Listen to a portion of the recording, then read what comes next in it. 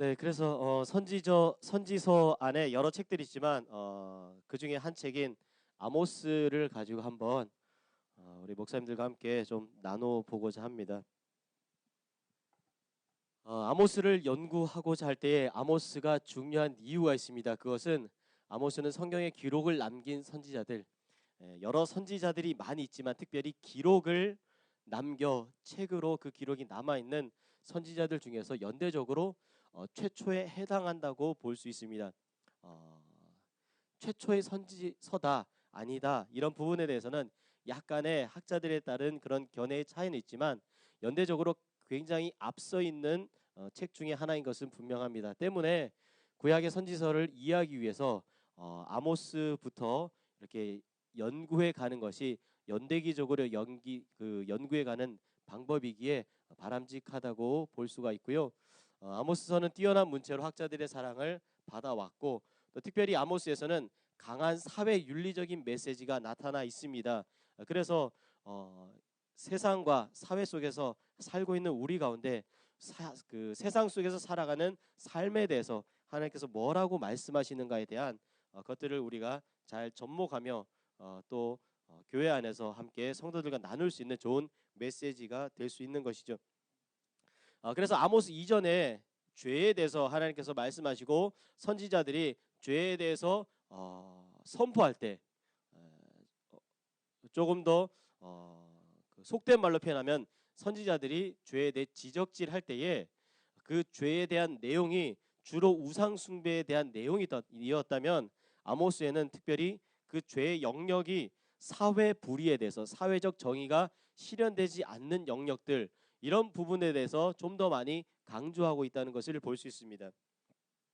그럴 때 이 아모스를 시작하면서 하나님에 대한 이미지를 생각해 볼 때 마치 이런 사자와 같은 이미지, 하나님이 사자처럼 이스라엘 백성들 가운데 포효하시면서 부르짖으시는 그런 이미지로 아모스를 좀 시작을 하면 좋을 것 같습니다.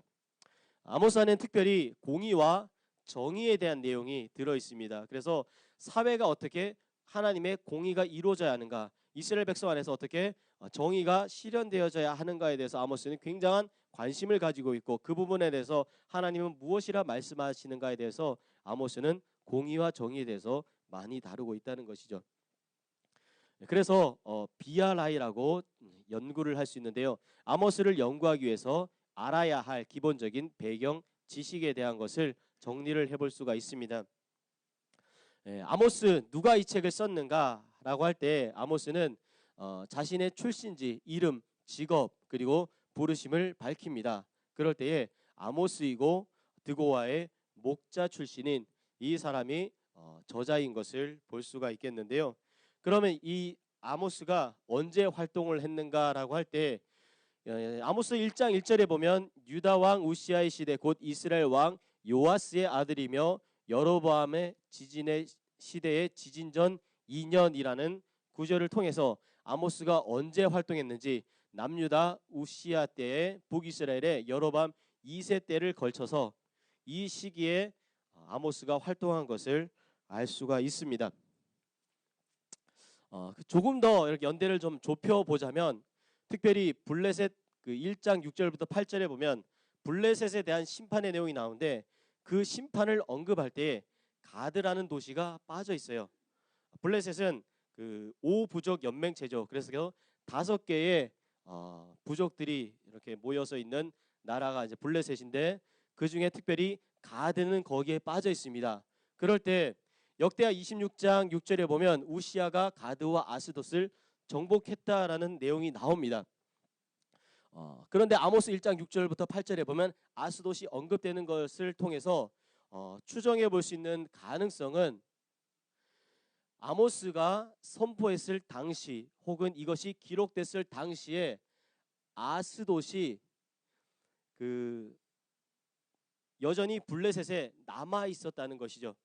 그래서 아스돗이 블레셋에 남아 있고 그리고 블레셋의 아스돗은 그 심판받아야 할 도시로 인정되는 것을 통해서 그러면 가드는 우시아가 가드 아스돗을 정복했으면은 가드와 그 아스돗이 북이스라엘에 그 속한 북이스라엘에 해당하는 영역이어야 되는데 가드가 빠져 있다는 것은 가드는 점령을 당했고 아스돗은 점령당하지 않은 그 가드와 아스돗의 점령의 중간쯤 되는 시기가 아닐까라고 이 아모스의 예언의 시기를 조금 더 한번 좁혀볼 수가 있겠다는 거죠.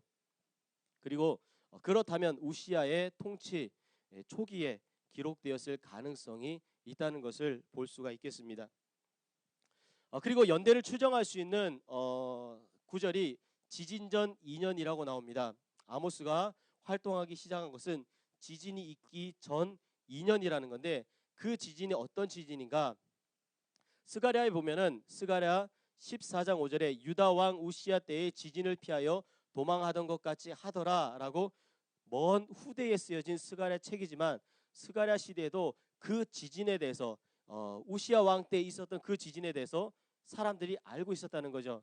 그만큼 원문에 나오는 지진 성경에는 지진이 있기 전 지진 전 2년이라고 되어 있는데 히브리어 그 원어에 보면은 그 지진 앞에 정관사가 있습니다. 그래서 그 지진이라고 표현되어 있는데 이것을 통해서 추정할 수 있는 건 그 지진이 모두가 알고 있을 법한 그런 큰 지진, 그래서 모두가 그때 그 사건을 기억할 수 있는 그 지진이라고 하는 거죠. 그럴 때 고고학자들이 그 당시 이 팔레스타인 지역의 지층에 대한 것들을 계속 발굴할 때 대략적으로 이 지진이 있었던 것을 발견했고요.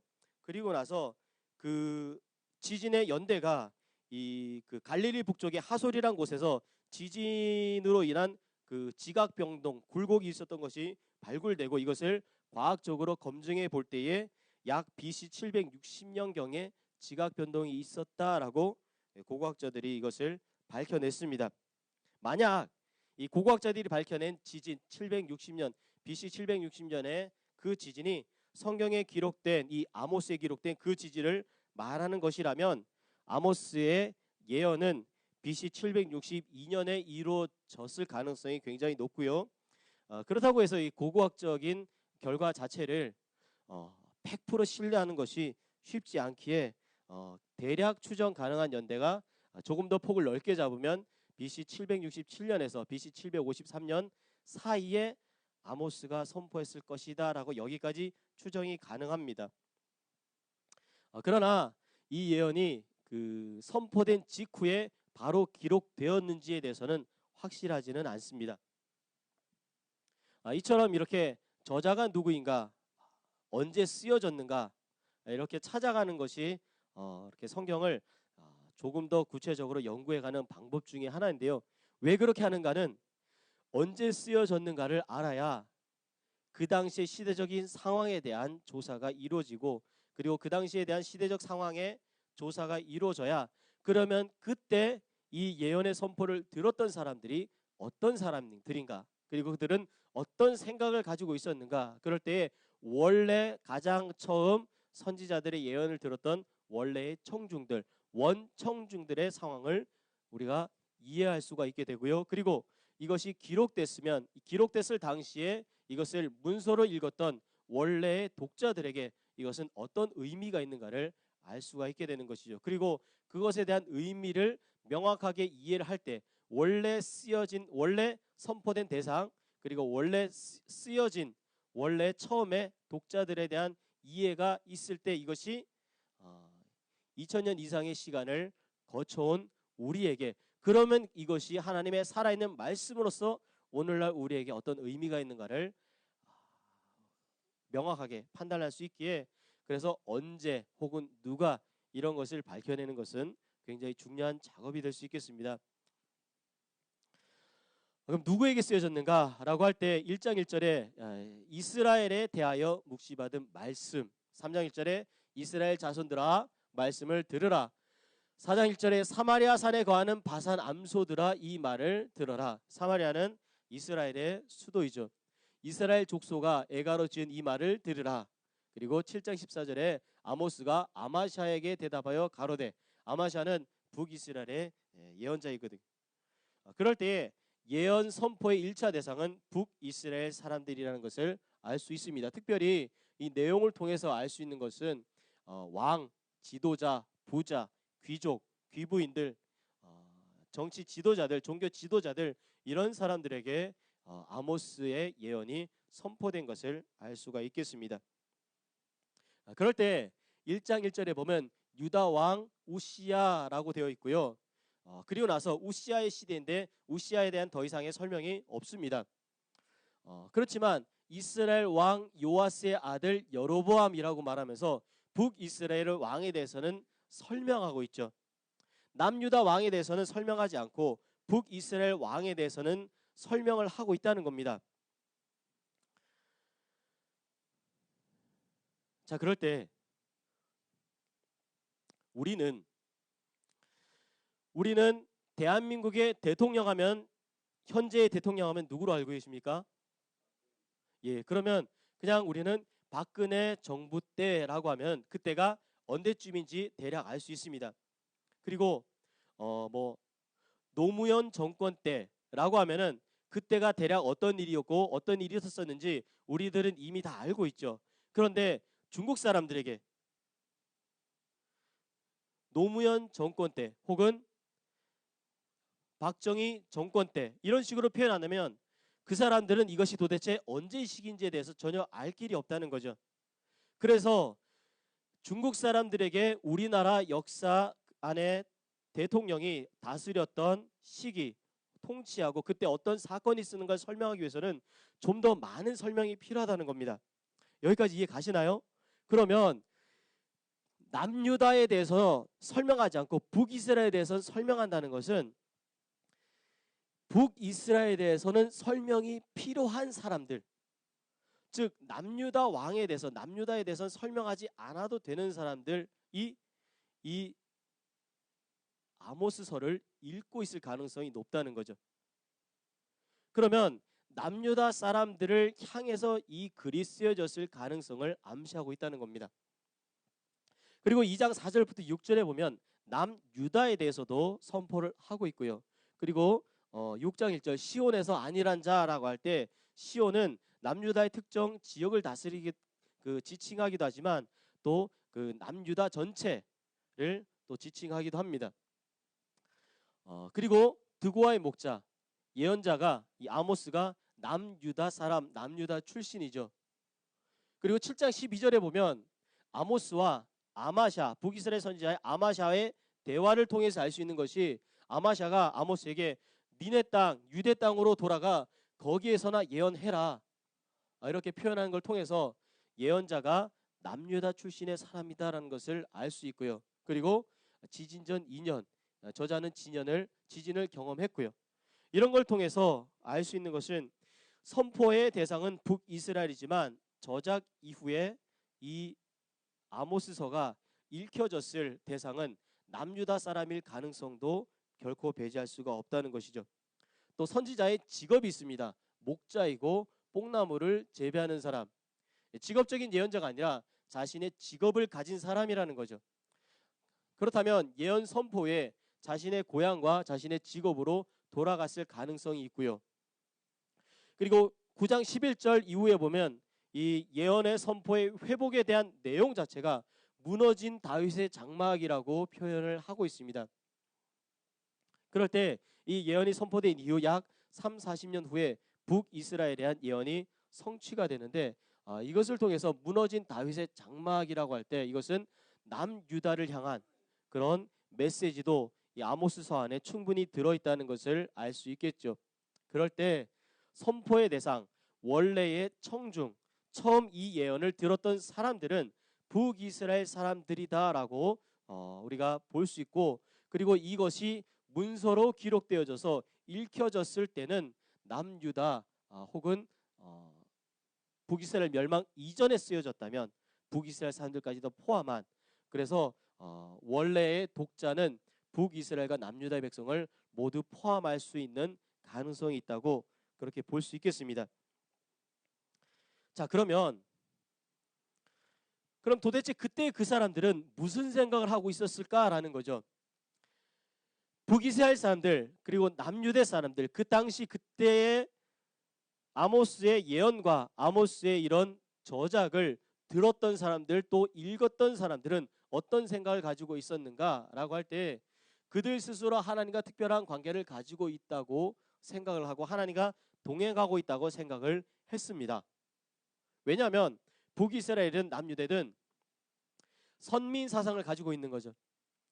하나님이 우리를 선택했다. 하나님이 우리를 구원하신다라는 이러한 선민 사상이 그들에게 있었고 그리고 특별히 그들은 종교적 행위에 열심을 했습니다. 베델에 가서 길갈에 가서 부엘세바에 가서 종교적 행위를 열심히 한 거예요. 그리고 절기도 지키고 성회도 지키고 제사를 드렸습니다. 그러면 어느 정도 하나님이 지키라고 말씀하신 그 지킴에 대해서 나름대로 충실한 삶을 살았던 것을 볼 수 있는 거예요. 그러면 안전하다고 느끼는 거죠. 나는 괜찮다. 왜냐하면 베델에 가서 제사도 드리고 길갈에 가서 제사도 드리고 매 절기 때마다 절기를 지키고 성회를 지키고 모이고 제사를 지키고 이런 종교적 행위를 열심히 하는 것으로 인해서 나는 하나님의 구원에서 안전하다. 여호와의 날 이를 때 나는 구원의 대상으로 들어가지 심판의 대상에 들어가지 않는다라고 그 당시 사람들이 생각을 한 것입니다. 그리고 하나님께서 온 세상을 자신들의 발 아래 굴복시킬 것이라는 환상을 가지고 있었던 거예요. 그래서 아모스 5장 18절에 여호와의 날을 사모합니다. 그래서 북이스라엘이든 남유대든 여호와의 날이 빨리 오기를 그리고 그 날이 빨리 이루어지기를 하나님이 오셔서 이 땅을 통치하시고 그리고 우리 주변에 있는 모든 나라를 굴복시키시고 이스라엘이 온 세계와 열국 가운데 우뚝 서게 되는 것 그 날을 간절히 사모한 거죠. 그런데 그 여호와의 날에 대해서 어제 말씀드린 것처럼 여호와의 날은 누군가에게는 구원의 날이고 누군가에게는 영광의 날이겠지만 또 다른 누군가에게는 그 날이 심판의 날이 될 수도 있다는 겁니다. 그런데 이 아모스의 원청중과 원독자들은 우리는 무조건 구원의 사람들일 것이다 라고만 생각을 한 거예요. 한 번도 이들이 내가 심판을 받을 거라고는 상상을 해보지도 않았습니다. 그리고 자신들은 결코 흔들리지 않는 안정된 기반, 그 기반 안에 든든히 서 있는 자라고 생각합니다. 안정된 기반이 무엇입니까? 이것은 바로 하나님과의 언약이죠. 그리고 이것이 하나님과의 언약, 하나님이 약속하신 그 언약의 기반 아래 든든히 서 있다고 생각을 했습니다. 종교적 행위도 열심히 했죠. 그리고 이 조건적인 언약도 잘 지켰습니다. 그러니 우리의 삶은 늘 안전하다라고 생각을 했었던 거예요.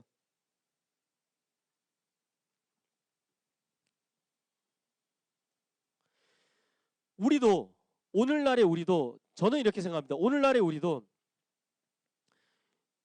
요한복음 3장 16절 너무나 많이 어려서부터 들어온 그 말씀 구절에 의해서 누구든지 예수님을 믿기만 하면 구원을 받는다 라는 그 구절 아래서 그 말씀의 구절 안에서 우리는 안전함을 누리고 있죠.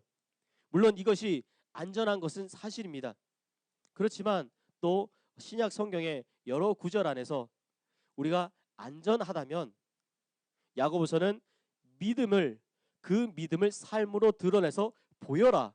너희가 믿음이 있다면 그 믿음을 행함으로 드러내라 라고 이야기를 했고 갈라디아서 5장에 성령의 9가지 열매를 이야기하기 그 이전에 그 바로 앞절에 갈라디아서 5장 18절부터 보면은 거기에 육체의 소욕을 따르는 일에 대해서 이야기를 하고 있다는 거예요.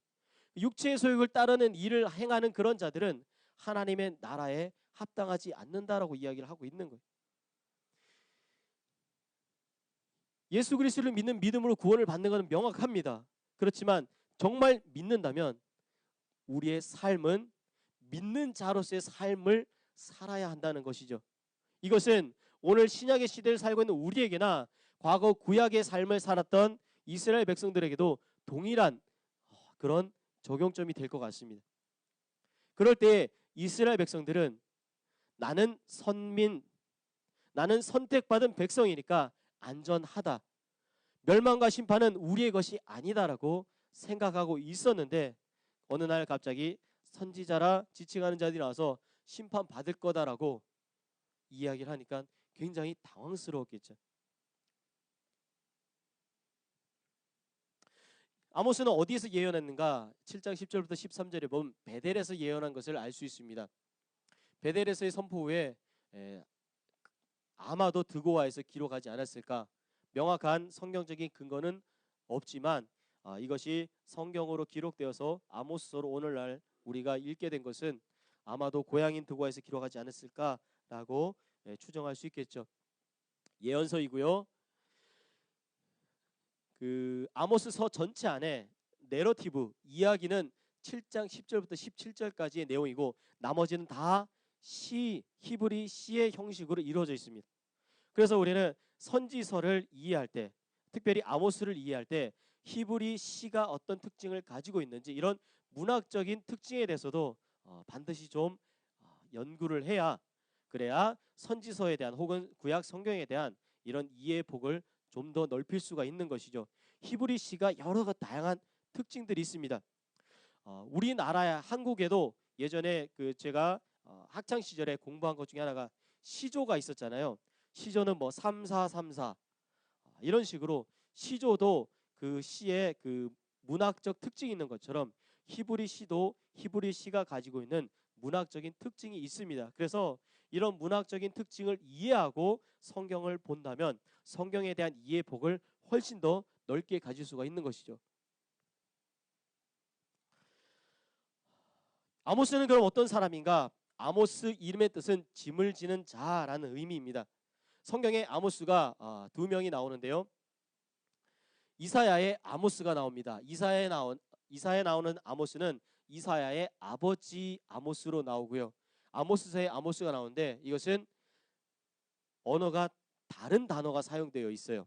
그래서 이사야의 아모스는 아모츠, 그 다음에 아모스의 아모스가 아모스. 그래서 이 둘은 동명이인이고요. 한글 성경, 오늘날 우리가 사용하는 개역개정 성경에서는 둘 다 아모스 기록되어 있지만 뭐 중국만 가더라도 이것이 다른 발음으로 기록되어 있어서 이 인물이 다른 인물이구나라는 것을 알 수 있습니다. 어쨌든 아모스의 아모스와 이사야의 아버지 아모스는 서로 다른 인물이다라는 것을 말씀드리고, 어디 출신인가? 드고아라는 지역의 출신입니다. 드고아는 지도상 여기 예루살렘에서 남쪽으로 약 16km 거리에 위치하는데요. 지도에서 보시면 알 수 있듯이 약간 녹색빛을 띠고 있습니다. 이스라엘 지역에서 우리 목사님들께서 많이 가보셨겠지만 팔레스타인 지역에서 풀이 자라고 목축이 가능한 곳은 해수면과 비슷한 곳이 아니라 고도가 훨씬 높은 지역에서 목축이 가능하고 풀이 자라고 그렇습니다. 제가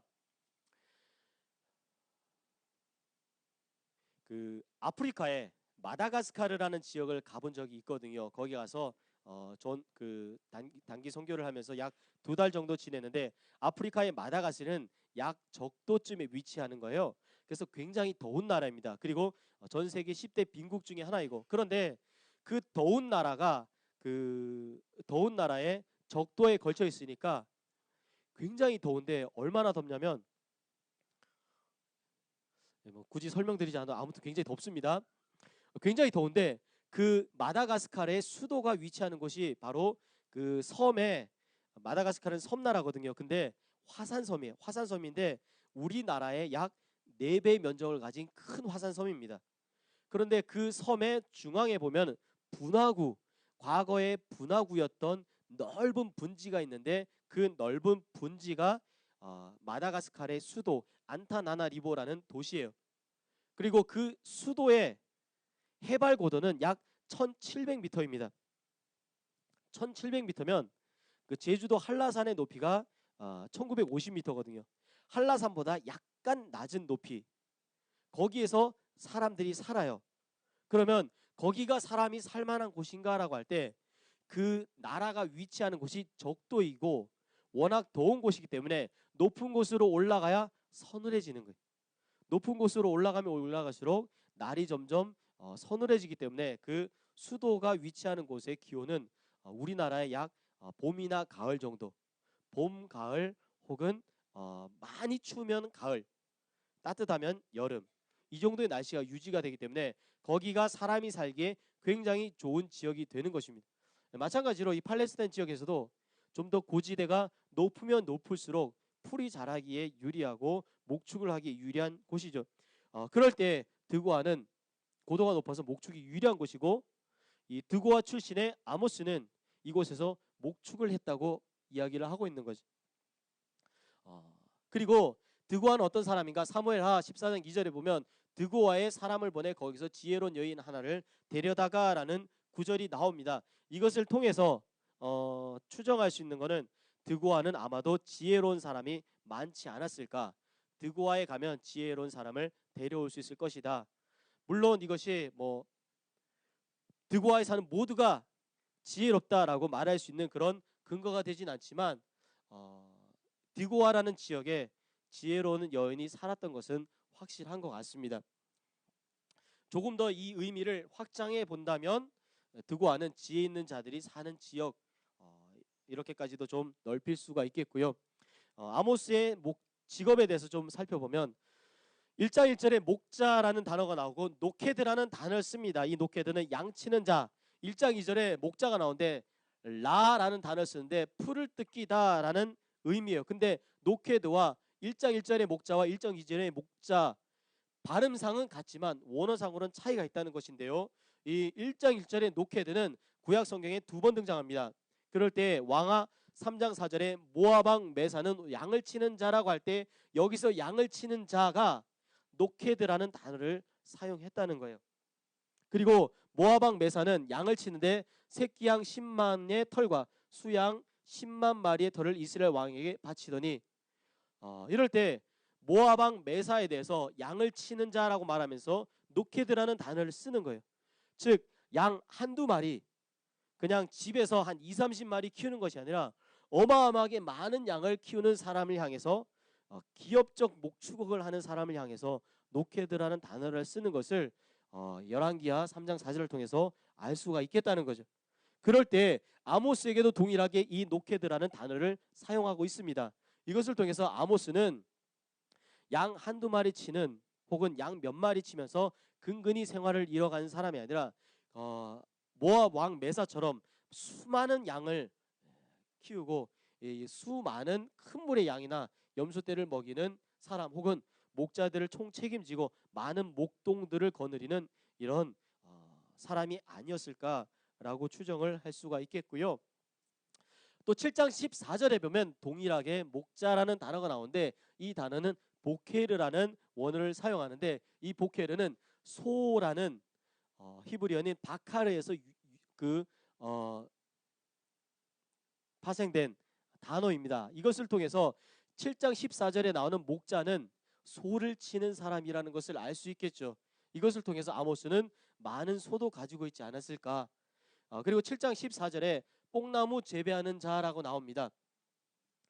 그럴 때 이 뽕나무가 그냥 조그만 나무, 이파리 따고 잎 따고 열매 몇 개 하는 이것이 아니라 여기서 말하는 이 뽕나무는 건축에 사용되는, 집을 지을 때 사용되는 큰 거목을 말하는 거거든요. 그럴 때 이 뽕나무가 그냥 단순히 그냥 나무 몇 그루 혹은 열매 따기 위해서 과수원 조그만 거 하나 가지고 있는 것이 아니라 이런 건축하고 관련된 큰 농장, 건축 자재를 이렇게 생산해내는 그런 사람으로 알 수 있는 것이죠. 어쨌든 이런 내용을 아모스의 신문에 관한 내용, 직업에 관한 내용 여러 가지 정황을 통해서 아모스는 비천한 신분의 목자가 아니라는 것을 알 수 있습니다. 아마도 아모스는 나름 드고아라는 지역에서 지역 유지쯤 되는, 먹고 사는데 전혀 불편함이 없는, 그리고 이 자신의 생활에 충분히 만족을 하면서 자신이 가지고 있는 이 큰 부를 누리는, 그래서 굳이 선지자적인 활동을 하지 않아도 요만큼도 아쉬울 게 하나도 없는 그런 사람이었다는 것을 알 수 있겠죠. 그런데 하나님은 그런 사람을 굳이 자기의 삶에서 만족하면서 부족할 거 없이 넉넉하게 남들에게 떵떵거리면서 사는 그런 사람, 그렇다고 해서 뭐 집안이 폭삭 망하거나 그런 내용도 등장하지 않거든요. 그런 사람을 하나님께서 굳이 불러다가 굳이 남유다 사람을 북이스라엘까지 가게 해서 하나님의 말씀을 전파했다는 것이 좀 아모스의 독특한 모습으로 볼 수 있겠습니다. 1장 3절부터 2장 3절에 보면 다메섹, 가사, 두로, 에돔, 암몬, 모압 그들이 어떤 삶을 살았는지 그들의 죄가 무엇인지에 대해서 낱낱이 말하는 것을 통해서 당시 주변 정세에 굉장히 박학다시겠다는 것을 알 수 있겠죠. 오늘날에 우리가 휴대폰만 열면 뉴스를만 보면 전 세계 어디에서 무슨 일이 일어난지를 너무나 쉽게 알 수 있겠죠. 그런데 지금으로부터 약 2700~800년 전에 주변 나라에 옆 동네에 무슨 일이 일어나는지도 잘 모르는데 주변 나라에 무슨 일이 일어나는지를 안다는 것은 그 사람이 굉장히 그 당시 지혜롭고 똑똑하고 주변에 전 세계가 돌아가는 것을 잘 알고 있는 사람이라는 것을 파악할 수 있습니다. 그리고 7장 11절부터 12절에 보면 이스라엘과 여로보암에 대한 예언을 하고 있는 것인데 남유다 출신인 거예요. 그러면서 북이스라엘에 대해서 잘 알고 있다는 것이죠. 그리고 북이스라엘에 대해서 예언하고 있는 거예요. 그럴 때 용기 있고 담대한 사람임을 알 수 있습니다. 마치 대한민국에 태어나 북한에 가서 예언을 하는 그런 사람의 모습인 것이죠. 언제 이런 그 아모스가 활동할 때 그 중요한 역사적인 사건이 무엇인가? 남유다에서는 우시야가 통치할 그런 시기고요. 북이스라엘에서는 여로보암 2세가 통치할 그런 시기. 그럴 때 가드를 점령하고 하맛에서 아라바 바다까지 이런 영토를 회복하고 지진이 있었고 이런 일들이 있었는데 이것을 통해서 우시야의 시대, 여로보암 2세의 시대는 북이스라엘의 그 역사 안에서 가장 번성했던 시기입니다. 정치적으로나 경제적으로나 가장 부하고 가장 능력이 있고 나라가 가장 넓고 가장 잘 살던 때. 왜냐하면 그 아수르가 남쪽으로 내려오면서 이 다메섹을 공격하면서 서로 아수르도 약간 힘이 빠지고 다메섹도 힘이 빠진 거예요. 그래서 위에 북쪽에 거대한 두 나라 그리고 북이스라엘 위에 있는 또 다른 나라가 서로 전쟁을 하면서 힘이 빠졌을 이때가 북이스라엘 입장에서는 굉장히 나라를 성장하게 하고 부강하게 하는 좋은 기회의 타이밍이었다는 거죠. 그래서 이때 아수르의 힘이 살짝 약해졌을 이때가 북이스라엘 입장에서 굉장히 나라가 부강해질 수 있는 그런 좋은 기회였습니다. 쉽게 설명드리면은 북이스라엘과 남유다가 그 당시 아모스가 활동했던 그 당시가 가장 정치적으로나 경제적으로나 가장 넉넉하고 부하고 오늘날로 치면 뭐 GDP가 가장 높은 시대, 생활 수준이 가장 높은 시대, 풍족하고 먹을 것이 많고 굶주리지 않고 많은 사람들이 돈을 많이 벌던 그런 시기를 아모스가 활동하던 시기라고 볼 수가 있겠죠. 그리고 재물도 많이 바치고 종교적 행위도 열심히 하고 이런 시기라고 볼 수가 있겠습니다. 이때 그러면 종교적으로는 어떤 상황이었는가? 바알 종교의 영향으로 하나님과 바알이 혼합되었던 거예요. 호세아서에 기록된 것처럼 바알을 하나님이라 부르지 못하게 하던 그런 식으로 바알을 하나님이라고 불렀던 바알을 여호와와 혼동하여서 사했던 이런 바알과 하나님에 대한 신앙이 서로 뒤섞여 있던 시대였던 거죠. 그리고 형식적이고 의식에 치중한 예배, 베델과 길갈과 부엘세바 이런 곳에 가서 예배를 드립니다. 그리고 이 예배를 드리는 것이 굉장히 그 많은 예배, 많은 제사, 경제적으로 넉넉하니까 그 신에게 많은 것을 바쳤겠죠. 풍성했던 겁니다. 제사장들도 풍성한 거예요. 많은 재물이 바쳐지니까 제사장들이 먹을 게 많아지는 거예요. 제사장들도 풍족하고 그 산당과 제단도 늘 재물이 풍족하고 경제적으로 풍족하고 그러면서 사회 도덕적으로는 이런 상황이었던 거죠. 성적으로 문란하고 술 취하고 속이고 가난한 자, 궁핍한 자, 의인, 약자가 당하는 시기입니다. 2장 6절에 은을 받고 의인을 팔며 신 한 캐를 받고 궁핍한 자를 팔며 가난한 자들이 착취당하는, 있는 사람들이 더 많아지고 없는 사람은 더 없어지는 시기, 부유한 자들이 사치하는, 겨울궁과 여름궁을 치리니, 겨울궁과 여름궁이 있었던 거예요. 겨울에 사용하는 궁, 여름에 사용하는 궁. 콘도가 여기저기 있었던 겁니다. 그래서 겨울에는 여기 가고 여름엔 여기 가고, 상하궁들이 파괴되며, 상하는 오늘날에도 귀하지만 과거에도 굉장히 귀한 것이었거든요.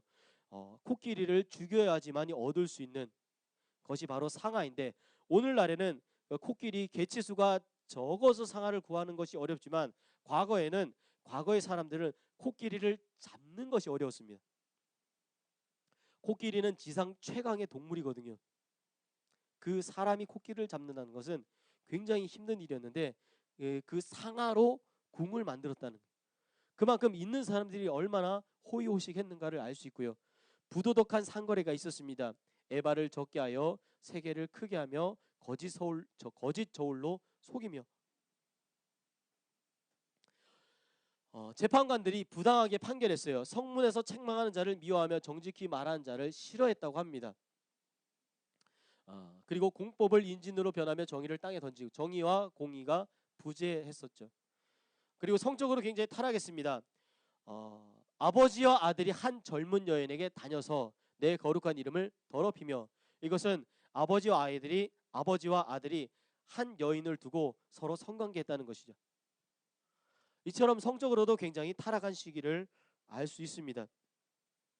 이때에 아모스가 북이스라엘을 향해서 예언했고, 호세아가 북이스라엘을 예언했고, 또 이사야와 미가는 그 당시 그 비유사한 시기에 남유다에서, 또 요나는 아수르에서 이렇게 예언을 했었습니다.